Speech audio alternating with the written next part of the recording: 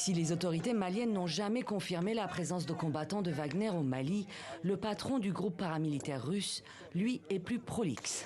Cité par son service de communication, Evgeny Prigojine a ainsi démenti mercredi toute perte dans ses rangs lors d'une attaque revendiquée par les djihadistes contre la ville de Sévaré, dans le centre du Mali. En ce qui concerne Sévaré, il faut vous adresser à l'armée malienne, bien sûr. C'est eux qui sont la partie officielle. Mais je peux dire, selon mes informations, il n'y a absolument personne qui serait victime à Sévaré. Jabhat al-Nosra, Al-Qaïda ainsi que les autres organisations, ça fait déjà de nombreuses années qu'ils sont très faibles et qu'ils ne sont pas capables d'attaquer qui que ce soit. Mais du côté des terroristes, de ce que je sais, les pertes sont élevées. Des propos qui laisseraient entendre que les hommes de Wagner seraient présents sur le terrain à Sévaré.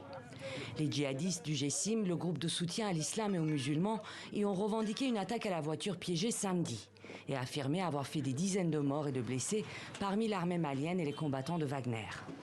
Dimanche, le gouvernement malien a annoncé que 10 civils et 3 soldats avaient trouvé la mort dans les explosions survenues dans la zone de l'aéroport de Sévaré.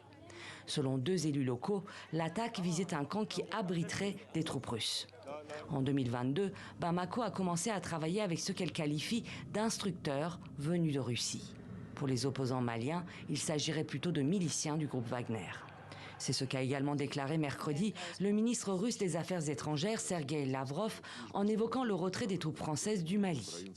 Le gouvernement du Mali, pour ne pas se retrouver sans défense, s'est tourné vers les services de la société militaire privée Wagner.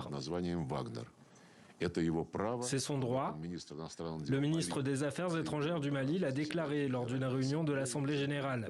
Personne ne s'en cache. La République centrafricaine, le Mali, le Soudan et un certain nombre d'autres pays dont les gouvernements, dont les autorités légitimes se tournent vers ce type de service, ont le droit de le faire. Pour l'heure, les autorités maliennes continuent de nier la présence de Wagner dans le pays.